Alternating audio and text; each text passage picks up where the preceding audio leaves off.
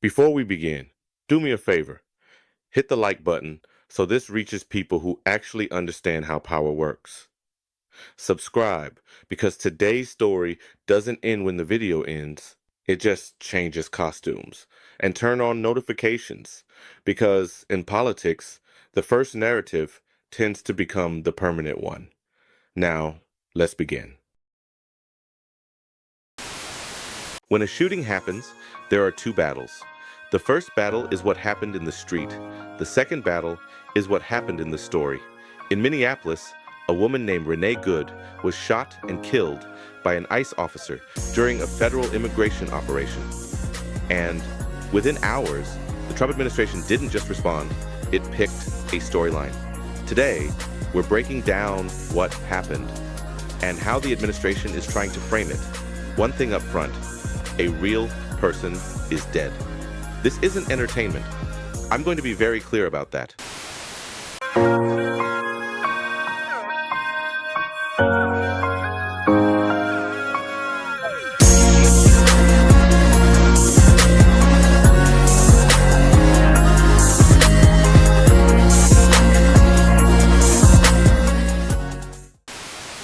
Here's the simple version. On January 7th, federal officers were doing an enforcement operation in Minneapolis. Renee Good was in her SUV in a residential street when an ICE officer opened fire. There are multiple videos. ABC News says its review shows Good turned her steering wheel to the right, away from the agent, just over a second before the first shot. After the shooting, protests spread quickly. Reuters reported tens of thousands marched in Minneapolis, with more events planned across the country. That's what happened. Now here's the part that decides politics. Who gets to define what it means?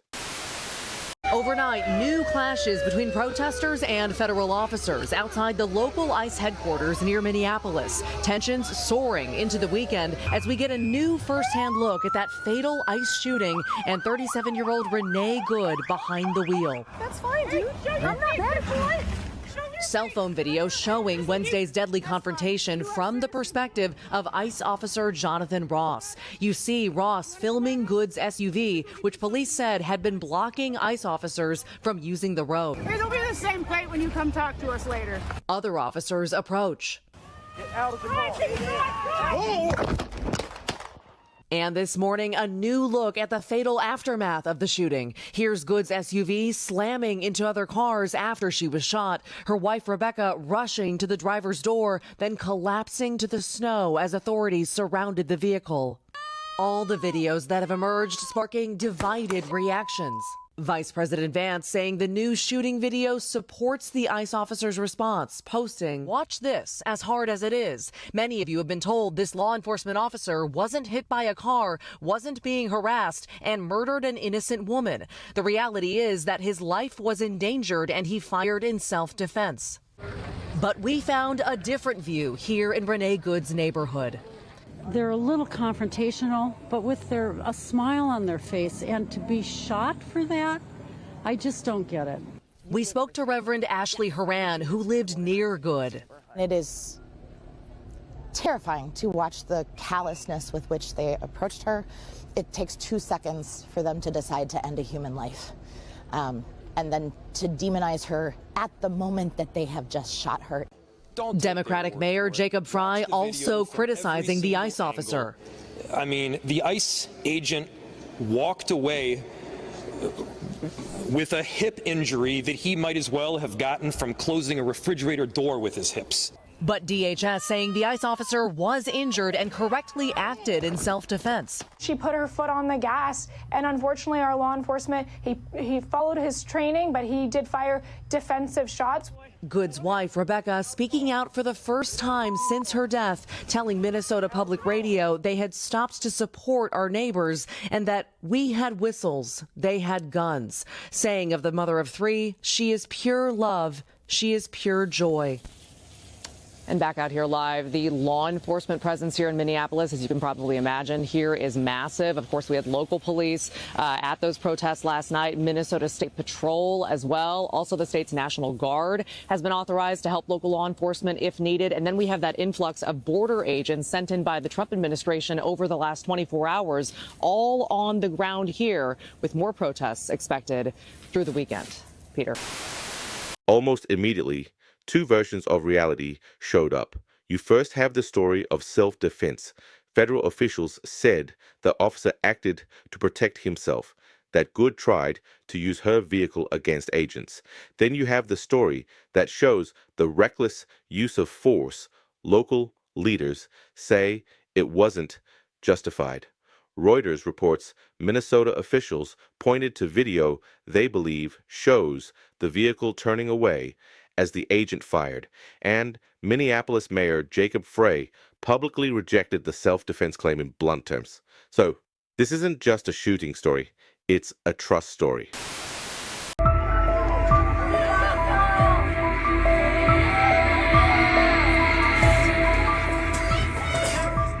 A woman is dead after an immigration enforcement operation in Minneapolis, and the circumstances surrounding her killing have ignited a fierce national dispute over ICE and federal authority. 37-year-old Renee Nicole Good was shot and killed Wednesday by an immigration and customs enforcement agent during an operation in which she was not the intended target, according to local and federal officials. Almost immediately, dueling narratives emerged. The Department of Homeland Security claimed Good weaponized her vehicle, alleging she attempted to run over federal agents. I want to reiterate first with all of you the facts of what happened today. At 10:25 a.m. Central Time, Immigration and Customs Enforcement were carrying out lawful operations here in Minneapolis. Because of the adverse weather that Minneapolis has seen in recent snow, one of the vehicles became stuck and ensnared in the snow. Law enforcement were attempting to push out this vehicle, and when a mob of agitators that were harassing them all day began blocking them in, shouting at them, and impeding law enforcement operations. ICE officers and agents approached the vehicle of the individual in question, who was blocking the officers in with her vehicle, and she had been stalking and impeding their work all throughout the day. ICE agents repeatedly ordered her to get out of the car and to stop obstructing law enforcement, but she refused to obey their commands. She then proceeded to weaponize her vehicle, and she attempted to run a law enforcement officer over. This appears as an attempt to kill or to cause bodily harm to agents, an act of domestic terrorism. The ICE officer, fearing for his life and the other officers around him and the safety of the public, fired defensive shots. He used his training to save his own life and that of his colleagues. He was treated at a local hospital, has been released, and is now with family. I encourage the American people at this point in time to pray for him, but also to pray for the deceased's family and her loved ones. But Minneapolis city leaders, witnesses, and video evidence tell a sharply different story. Mayor Jacob Frey, after reviewing footage himself, accused federal officials of spinning the facts. There's little I can say, again, that'll make this situation better, but I do have a message for our community, for our city, and I have a message for ICE. To ICE, get the fuck out of Minneapolis. We do not want you here. Your stated reason for being in this city is to create some kind of safety, and you are doing exactly the opposite. People are being hurt. Families are being ripped apart. Long-term Minneapolis residents that have contributed so greatly to our city, to our culture, to our economy are being terrorized, and now somebody is dead. That's on you. And it's also on you to leave. It's on you to make sure that further damage, further loss of life and injury is not done. We're going to be working towards justice as quickly as we possibly can right now, and justice is what we've all got to get. Multiple videos circulating online show ICE vehicles converging on Good's SUV in a residential neighborhood. Agents are seen approaching her car, pulling on the door handle, and shouting orders. As the SUV attempts to reverse and then pull forward, an agent steps in front of the vehicle and opens fire. Good was struck in the face. Witnesses say she appeared to be trying to flee, not attack. One neighbor said there was ample space for the vehicle to pass without hitting officers. Another described agents escalating the situation by blocking her path and approaching aggressively. We all have to be out here to let everybody know that, at the end of the day, we're not going to stop because you're killing us. We're not going to stop. We're going to stay here, and we're willing to, let our lives be on the line for this. Were to go with their neighbor to 26 Federal Plaza, I want to thank you for being a real New Yorker. Minneapolis Police Chief Brian O'Hara expressed concern over ICE's tactics, emphasizing that shooting into an unarmed person's vehicle is considered extremely dangerous by most law enforcement agencies and is typically avoided unless absolutely necessary. This morning, Minneapolis police officers received a report of federal law enforcement being involved in a deadly force incident, meaning shots had been fired. Minneapolis police officers responded to the scene. We arrived and found a woman with a gunshot wound to the head. Life-saving measures were performed at the scene, including CPR. The woman was transported to Hennepin County Medical Center, where she has since been pronounced deceased.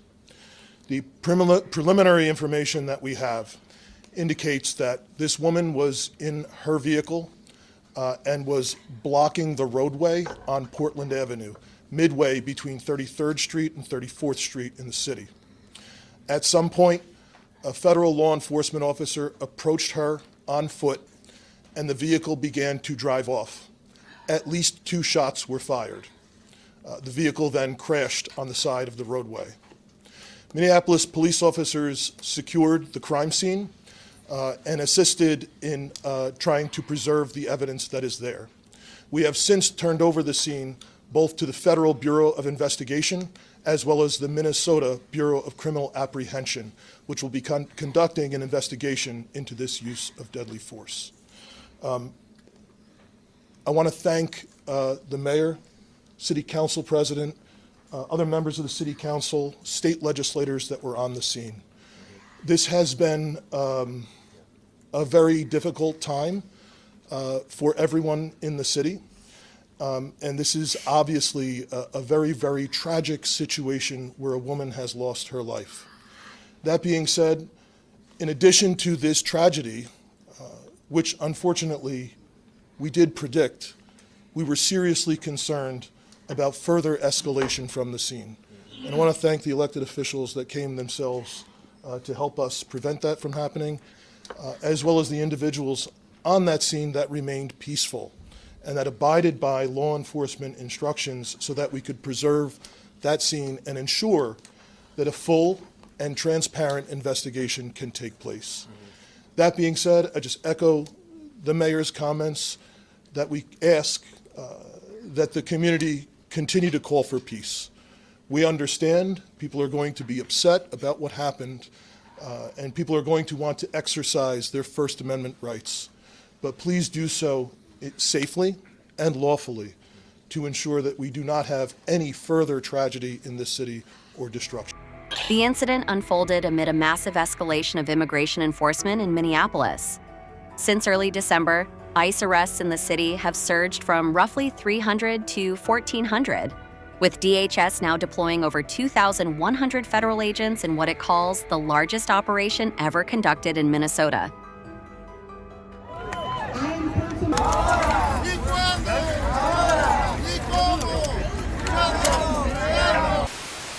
When an administration wants you on its side fast, it usually does 5 things. 1. Use the strongest label possible.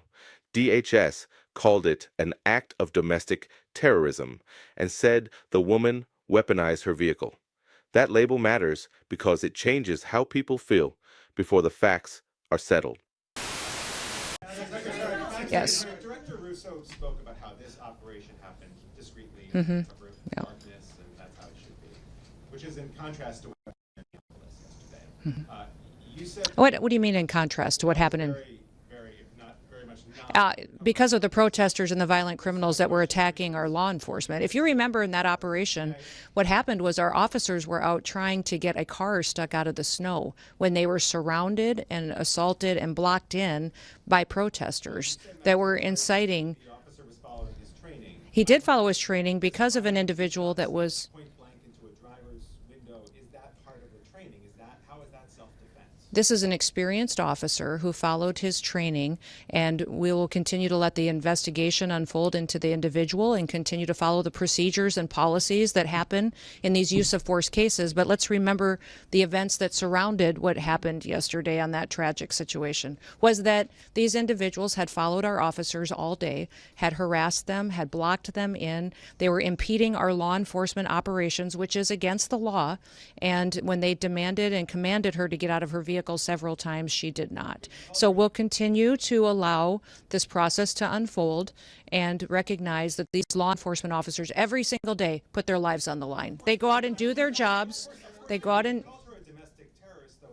This was an act of domestic terrorism. Terrorism doesn't sound like an accident. It sounds like a war. 2. Decide who the bad guy is immediately. Trump described the people there as agitators and said the driver ran over the officer, framing the shooting as self-defense. Notice the speed. When you declare the conclusion first, every new detail becomes proof of what you already said. Good afternoon, everybody. Let me be clear. President Trump and his entire administration stand fully behind the heroic men and women of ICE and will always uphold law and order in the United States of America. The deadly incident that took place in Minnesota yesterday occurred as a result of a larger, sinister, left-wing movement that has spread across our country, where our brave men and women of federal law enforcement are under organized attack. Right now, immigration and customs enforcement officers are facing a 1,200% increase in assaults, a 3,200% increase in vehicle rammings, and an 8,000% increase in death threats. ICE agents are faithfully enforcing federal law to protect the safety of the American people by removing criminal illegal aliens from our country, which is exactly what nearly 80 million Americans elected President Trump and Vice President J.D. Vance to do. Radicals in the Democrat Party are furious over this. They don't want our border secured or criminal illegal aliens being removed.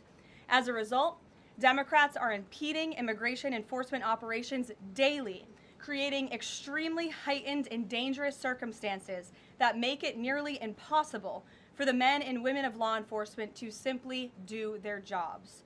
Democrats are calling to defund federal law enforcement agencies who are protecting public safety. And Democrats are calling to abolish ICE and defund the police. That will never be allowed to happen under this president and vice president. The Trump administration will redouble our efforts to get the worst of the worst, criminal illegal alien killers, rapists, and pedophiles off of American streets. The Department of Homeland Security will continue to operate on the ground in Minnesota, not only to remove criminal illegal aliens, but also to continue conducting door-to-door investigations of the rampant fraud that has taken place in the state under the failed and corrupt leadership of Democrat Governor Tim Walz. Taxpayers have been ripped off to the tune of billions of dollars in this one state alone, and that is going to end, and people are going to be held accountable. The Trump administration has activated thousands of federal agents, doubled the number of U.S. attorneys in the DOJ office in Minneapolis, and surged resources to hold fraudsters accountable and demand justice for law-abiding American taxpayers and citizens across our country. And that's what brings the Vice President out here with me today to discuss all the Trump administration is doing and to make an additional important announcement on this front. When I was actually walking out here, somebody sent me a photo of a CNN headline about what happened in Minneapolis. And this is the headline. I'm just going to read it. Outrage after ICE officer kills U.S. citizen in Minneapolis. Well, That's one way to put it, and that is the way that many people in the corporate media have put this attack over the last 24 hours. And I say attack very, very intentionally, because this was an attack on federal law enforcement. This was an attack on law and order. This was an attack on the American people. The way that the media, by and large, has reported this story has been an absolute disgrace, and it puts our law enforcement officers at risk every single day. What that headline leaves out is the fact that that very ICE officer nearly had his life ended, dragged by a car 6 months ago, 33 stitches in his leg. So you think maybe he's a little bit sensitive about somebody ramming him with an automobile? What that headline leaves out is that that woman was there to interfere with a legitimate law enforcement operation in the United States of America. What that headline leaves out is that that woman is part of a broader left-wing network to attack, to dox, to assault, and to make it impossible for our ICE officers to do their job. If the media wants to tell the truth, they ought to tell the truth that a group of left-wing radicals have been working tirelessly, sometimes using domestic terror techniques to try to make it impossible for the President of the United States to do what the American people elected him to do, which is enforce our immigration laws. The President stands with ICE. I stand with ICE. We stand with all of our law enforcement officers. And part of that is recognizing that you people in the media, not everybody in this room, but many people in this room have been lying about this attack. She was trying to ram this guy with her car. He shot back. He defended himself. He's already been seriously wounded in law enforcement operations before, and everybody who's been repeating the lie that this is some innocent woman who was out for a drive in Minneapolis when a law enforcement officer shot at her, you should be ashamed of yourselves. Every single one of you. Questions? 3. Release the video that helps your story. The White House reposted a video from the officer's phone that captured some of the last moments before he fired. Video is powerful, but it's also selective. Angle matters. Timing matters. What you don't see matters. In Minneapolis, when a tragedy strikes, there's one word that summarizes what is most important, and that word is integrity. This is not the time to bend the rules. This is a time to follow the law. This is not a time to hide from the facts. This is a time to embrace them, making sure that we're pushing for transparency every step of the way. The fact that Pam Bondi's Department of Justice and this presidential administration has already come to a conclusion about those facts is deeply concerning. The facts that from the very beginning they're calling the victim a domestic terrorist, they're calling the actions of the agent involved as some form of defensive posture. We know that they've already determined much of the investigation, and even if they haven't, there is the appearance that there is some conclusion drawn from the very beginning. If not hide from the facts, why not embrace them? If it's not a problem to have additional people at the table that have a deep commitment to the process and transparency and have run these investigations before, then why not include them in the process? The Bureau of Criminal Apprehension at the state of Minnesota has consistently run these investigations before. They have done so without bias. They have done so with a great deal of expertise. This is not some radical, way out there group. This is a group that is formed by experts who understand how to investigate. Many of them have been police officers themselves. So our ask is really simple here. Our ask is to embrace the truth. Our ask is to include the Bureau of Criminal Apprehension in this process because we in Minneapolis want a fair investigation. Is it deeply concerning that this administration from the very get-go is drawing the conclusion that they may ultimately come to? Of course it is. And if you got nothing to hide from, then don't hide from it. Include local experts in the process. We got nothing to hide from here. All we want in Minneapolis is a place that is dangerous. Well, let me give you a statistic. 50% of the shootings that have happened thus far in Minneapolis this year have been ICE. In other words, we've only had 2 shootings. One of them has been ICE. We are a safe city. ICE is making it less so. We are a city of unity, but ICE is trying to divide us and tear us apart. For every one of the people that you see standing here behind me, they have more than 1,000 people behind them. They have people that are committed to their neighbors, committed to integrity, committed to justice, and committed to getting the truth. We will not back down from it. 4. Push the idea that local officials can't do anything about it. Federal officials, including Vice President J.D. Vance, dismissed the idea that the officer could face state charges, while the local prosecutor said the decision was hers and the state has jurisdiction. That's not a small detail. That's the difference between accountability might happen and don't even ask. 5. Control the investigation story. Reuters reported Mayor Frey accused the Trump administration of trying to predetermine the outcome by excluding state investigators. Even if you don't know every legal detail, here's what people hear. They're investigating themselves.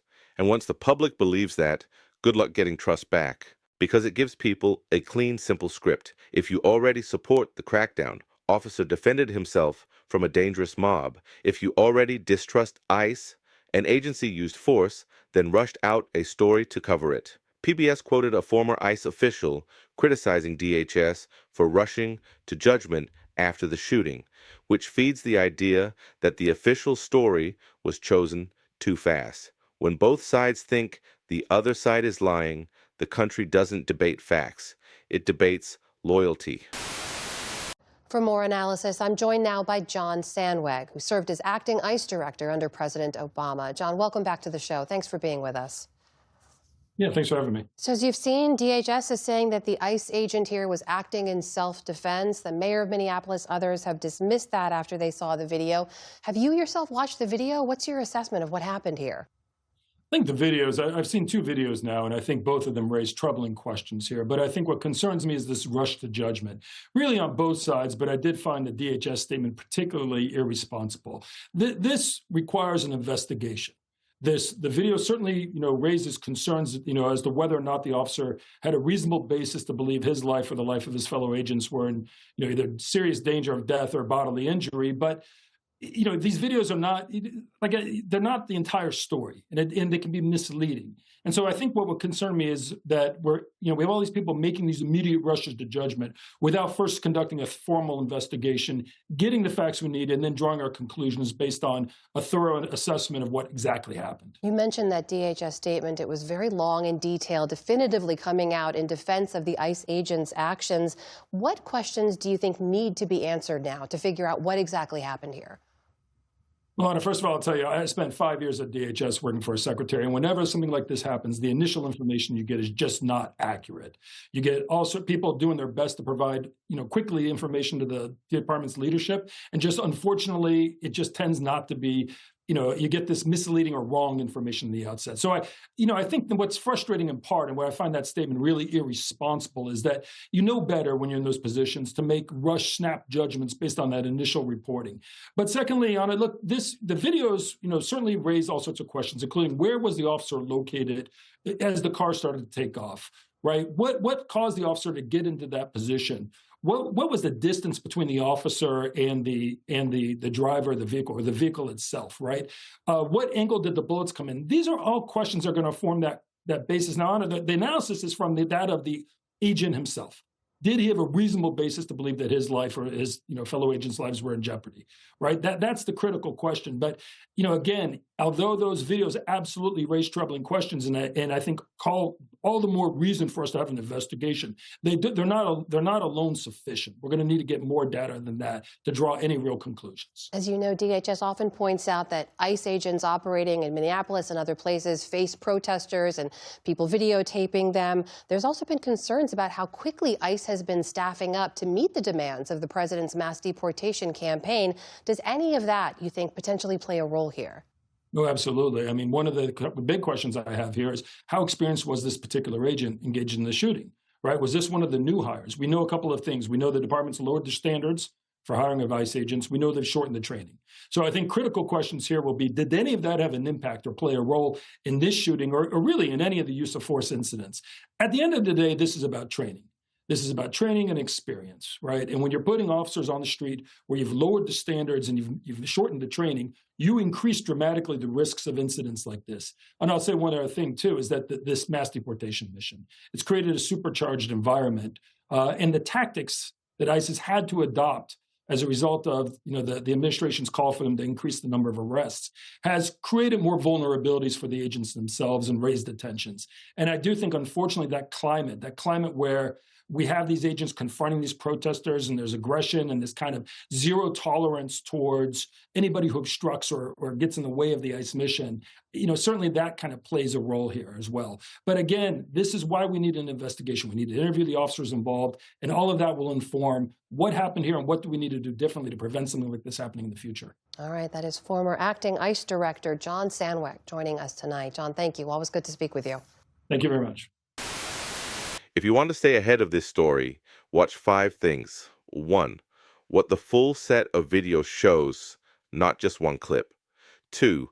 Who controls the evidence and whether local investigators get full access. 3. Whether charges are considered and by whom, federal, state, or neither. 4. How DHS describes future operations, because Reuters reported a huge federal presence in Minnesota tied to immigration enforcement. 5. Public reaction, because the protests are already national.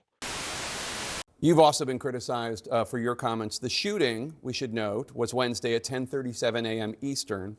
Just over 2 hours later, the Department of Homeland Security put out a statement definitively asserting what had happened, defending the ICE agent, accusing Renee Good of domestic terrorism. That's a characterization that you reiterated in a press conference half an hour later. Now, Republican Senator Tom Tillis said, quote, "It was very unusual to have a senior law enforcement official to draw a conclusion about an event where the scene was still being processed. Generally speaking, law enforcement would recognize that a life was lost, that families are changed forever, the shooter's life will change forever. We're collecting video, we're trying to assess the situation." Why did you not wait for an investigation before making your comments? Well, everything that I've said has been proven to be factual and the truth. This administration wants to operate in transparency. I have the responsibility as the Secretary of Homeland Security to know this information as soon as possible. Had just been in Minneapolis the day before, had already had conversations with officers on the ground and supervisors, and knew the facts, and decided that the department and the people of this country deserve to know the truth of the situation of what had unfolded in Minneapolis. Well, with all due respect, Secretary, the first thing you said was, quote, "What happened was our ICE officers were out in an enforcement action. They got stuck in the snow because of the adverse weather that is in Minneapolis. They were attempting to push out their vehicle, and a woman attacked them and those surrounding them and attempted to run them over and rammed them with her vehicle." That's not what happened. We all saw what happened. It absolutely is what happened. Those officers had been out in enforcement action. A vehicle had been stuck. They had come to help get that vehicle out. That's when this individual started blocking traffic for minutes and minutes. You said that the woman attacked them and surrounded them and attempted to run them over and ram them with her vehicle. Blocked the road for a long time and was yelling at them and impeding a federal law enforcement investigation. And that's what you need to focus on, Jake, is they were breaking the law by impeding and obstructing a law enforcement operation. They were breaking the law already, and these officers were doing their due diligence and what their training had prepared them to do to make sure they were handling it appropriately. You said within hours of her being killed, you said that she was a domestic terrorist. How do you define domestic terrorist? She weaponized her vehicle to conduct an act of violence against a law enforcement officer and the public. As they are doing that, how can you assert with certainty that she was trying to hurt the officer as opposed to she was trying to flee the scene? if you look at what the definition of domestic terrorism is, it completely fits the situation on the ground. This individual, as you saw in the video that we released just 48 hours after this incident, showed that this officer was hit by her vehicle, she weaponized it, and he defended his life and those colleagues around him and the public. The question is, I don't doubt, my position is, I wasn't there, I didn't see it. Some people say that it clearly showed that she was trying to hit him and did. Some people say, no, she was clearly trying to move her car and flee and get away. I don't know. What I'm saying is, how do you know? How can you assert for a fact within hours, before any investigation, this is what happened? The facts of the situation are that the vehicle was weaponized and it attacked the law enforcement officer. He defended himself and he defended those individuals around him. That is the definition. When there is something that is weaponized to use against the public and law enforcement, that is an act of domestic terrorism. It happened in our shores. It happened here in our country. You don't get to change the facts just because you don't like them. We will continue to look at this individual and what her motivations were.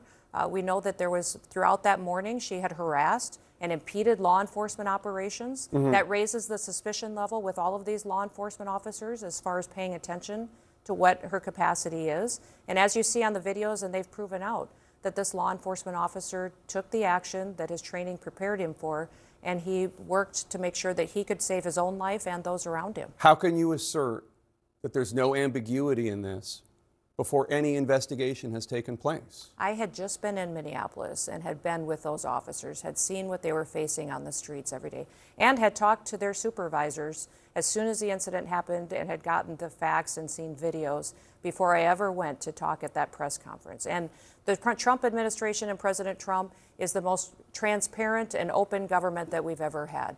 Give the public the information, give them what they need to know about a situation so they can have the truth as soon as possible. So if this agents were perfectly fine, if everything he did was accurate, does that mean that other ICE agents should He look wasn't at what... perfectly fine. He was injured. He went to the hospital. No, He his was actions treated. were fine. I didn't say... In fact, I think a lot of people and guests, and even you yourself, called this situation something very different and untruthful about what it was, as far as... What did I say that was untruthful? That this was not a correct definition of what was happening on the ground. That I said that your description, they were attempting to push out their vehicle and a woman attacked them and those surrounding them and attempted to run them over and ram them with her vehicle, is not what we see on the videotape, and it's not. It absolutely is the facts of what happened on the ground that day. They were there pushing out a vehicle earlier. They had helped each other. But that's not do what that. you said. That's not what you said. Yes, they were pushing out a vehicle. Absolutely what I said. There's not one. We all have seen the video. I don't need to relitigate it. We've all seen the video. She is blocking the street. They approach her. You haven't seen the video of the entire morning and the previous encounters with this individual. Oh, we have aired it. Yes, we have. On Thursday, we were airing and noting the fact that she was there for several minutes, for minutes and minutes and minutes. She was protesting without question. And at previous locations that morning, that absolutely, that these vehicles had been previously down the block on video that you haven't seen. There's more information but that this individual was impeding law enforcement operations throughout the previous moments and hours before this incident The question is, what was she doing when she was moving her car? The question That's the question. Is why are we arguing with a president who's working to keep people safe? Why are we arguing with law enforcement operations that have gone on in this country for years, and we're working to collect murderers and rapists and drug traffickers and fraudsters off the streets of Minnesota, and we don't have local law enforcement and local elected officials that are partnering with us to help do that work? Overwhelmingly, the people in this country said they wanted America to be safe again, that they didn't want dangerous criminals on our streets. I would encourage the elected leaders in that city and in that state to work with us so that we can do our operations without the kind of opposition and people that are conducting and perpetuating the kind of violent rhetoric that we're seeing today. DHS policy authorizes use of deadly force only, quote, when no reasonably effective, safe, and feasible alternatives appears to exist. Could he not have just gotten out of the way? This individual and this officer is a highly experienced law enforcement officer. He has years of training and specialized training for these types of situations. We're grateful that he's alive. It's a tragic situation, and we're going to continue to work on the investigation into the individual and find out what the motivations were behind her actions that day. We're grateful that, that he's alive, too. I want to play this moment from the officer's cell phone video. Get out of the car. Oh! Fucking bitch. Is that Agent Ross's voice calling Renee Good a fucking bitch? I can't determine which one it is, but it could be, sir. In June of last year, Agent Ross had his arm pinned in the back window of a car as an undocumented immigrant who was a criminal drove away from a traffic stop. It dragged him about 100 yards. Here's what Vice President Vance said about the incident this week. That very ICE officer nearly had his life ended, dragged by a car 6 months ago, 33 stitches in his leg. So you think maybe he's a little bit sensitive about somebody ramming him with an automobile? If this is relevant, first of all, it's horrible that that happened.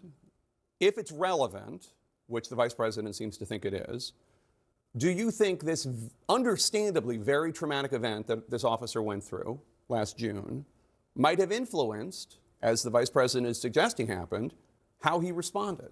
Now, there's no indication to that, but the facts is that we've seen vehicles weaponized over 100 times in the last several months against our law enforcement officers. So they definitely know that the threat is real, that individuals who are trained by activists to go out and to impede their law enforcement operations will weaponize their vehicles and try to run them over and drag them and not stop. So they certainly go into these situations with that knowledge that that could happen, and that's what their training prepares them for. What evidence are you looking at that so many other people around the country look at and they say, it looked to me, her tires were turned to the right, she was moving her car, and they see a woman trying to flee? You say she was trying to kill the officer. No investigation has happened.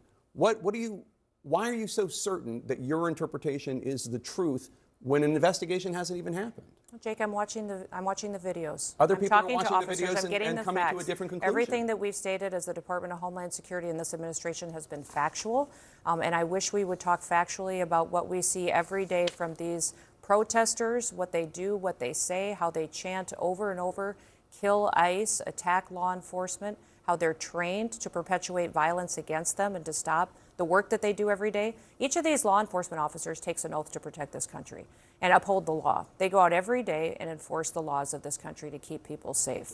So these individuals that are out there harassing them while they do that work, doxing their identities, threatening them and their families, it's unacceptable. And that's why President Trump is so strong in supporting their operations in all of these cities. The officer appeared to have fired 3 shots, the first one through the front windshield, and the second and third through the side window.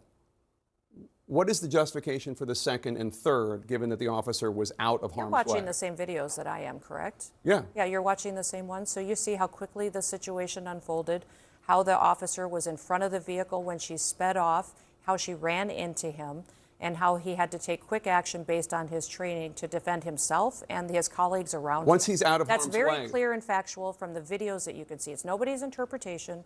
We don't get to change it because we can see it with our eyes and we can build on the evidence that we have on the ground. This case will be argued in courtrooms and in the streets, but the fastest fight is the one happening right now, a fight over what you're supposed to believe before the investigation is finished. If you want more breakdowns like this, simple words, no confusion, like the video, subscribe to my channel, and I'll see you in the next one.